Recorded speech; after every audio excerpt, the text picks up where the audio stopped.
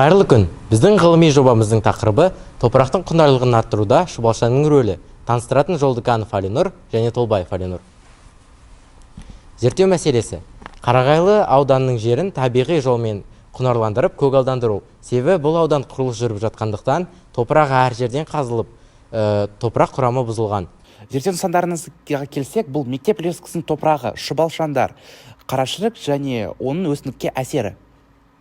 Ал өзектілігіне келетін болсақ, ол қоршаған ортаға еш зиян келтірмей, топырақтың құнарлығын қалай қалпына келтіруге болады? Қазіргі таңда толғандырып отырған мәселелердің бірі ол көп мөлшерде арзан, тиімді, экологиялық таза тыңайтқыштарды қайдан алуға болады? Жұмыстың мақсатына келсек, ол топырақтың құнарлығын арттыруда және өсімдіктің минералдық қоректенуіне қажетті элементтердің түзілуінде шұбалшаңның әсерін зерттеу. Гипотезамыз бойынша шұбалшан топырақтың құнарлығын, ылғалдылығын және қопсытылуын, өсімдіктің минерал заттар сіңірілуін қамтамасыз ете алады. Зерттеу кезеңдеріне келсек, біз мектеп лескісінің топырағын бірдей 4 жәшікке салып, 4 ай бойы қоректендірдік. Барлық жәшікке біз әртүрлі мөлшердегі шұбалшан түрін салдық. Шұбалшан түріне келсек, ол фетида түрі. Бірінші жәшікте 3 шұбалшан, екінші жәшікте 150 болса, үшіншісінде 50. Бақылау жәшігі барлықтарын салыстыру үшін керек болды. Тағы да біз топырақтың гранулометриялық түрін зерттедік. Гранулометриялық түрін зерттеуге дейін топырақтың гранулометриялық түрі құмды және иілгіш емес болып келді. Ал зерттеу нәтижесіне топырақ құмдақ, әлсіз иілгіш болып келді. Көріп тұрғаныңыздай, ол жуан цилиндрлерге пайда болды. Және бұл қарашірік бар екенін дәлелдейді. Тағы да біз топырақтың pH ортасын паска және пюре құрылғылары арқылы анықтадық. Топырақтың pH-ы өсімдіктің дамуына және топырақ микроорганизмдеріне, онда өтіп жатқан химиялық және биохимиялық процестердің жылдамдығына және бағытына әсер етеді. Топырақта өсімдіктердің минералдық қоректенуіне қажетті элементтердің түзілуіне шұбалшаңның әсерін зерттеуде ұлттық экспертиза және сертификациялау орталығы анықтаған төмендегі кестеде көрсетілген.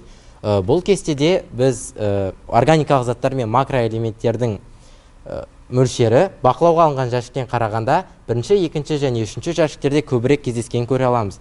Және де бірінші жәшікте ол максималды деңгейге жеткен, себебі онда шұбалшаң ең көп мөлшерде кездескен. Ал бұл суреттерден біз бірінші бокстағы қарашіріктің ең көп мөлшерде кездескенін өз көзімізбен ақ көре аламыз. Шұбалшанның өсімдіктерге әсерін зерттеу үшін біз әрбір жәшікке қызанақтың малиновка сұрыптамасын егіп жаз бойы күтім жасадық. Тәжірибе барысында өсімдіктердің жер үсті және тамырының биомассасы жазылып алынды. Бұл диаграммаларға қарап, біз тамырдың орташа салмағы және сабақтың орташа салмағы бірінші бокста максималды деңгейге жеткен көре аламыз. Және де бұл диаграммадан оның сабағының жуандығы және сабағының ұзындығы бірінші бокста лидерлік мөлшерге жеткен көре аламыз. Қорытындылай келе, топырақ пен өсімдік қалдықтары шұбалшаңның шегінен өткен кезде гумус қышқылдарының көбеюіне байланысты бастапқы топырақпен салыстырғанда топырақтағы қарашірік мөлшері көбейгенін топырақтың гранулометриялық құрамын анықтау барысында байқай аламыз. Зерттеу нәтижесінде көрсеткендей топырақ пен шұбалшанны өңдеу топырақ құрамындағы организмдерін және өсімдіктердің өсуін қамтамасыз ететін элементтердің мөлшерін арттырғанын көре аламыз. Шұбалшандар өсімдіктің сабағы мен тамырының массасына әсер етті және өсімдік сабағының ұзындығы мен сабақтың жуандауы жүрді. Шұбалшан топырақты құнарлығын арттырудағы және механикалық қасиетін жақсартудағы әсерін тигізді. Нәтижесінде құнарсыз топырақ қарашірігі мол топыраққа айналды. Басында айтылған гипотезамыз дәлелденді. Және осыған орай біз арнайы жерлерде, мысалы бокстарда шұбалшаң мен органикалық қалдықтарды жинай отырып, қарашірік алуды ұсынамыз. Назарларыңызға рахмет.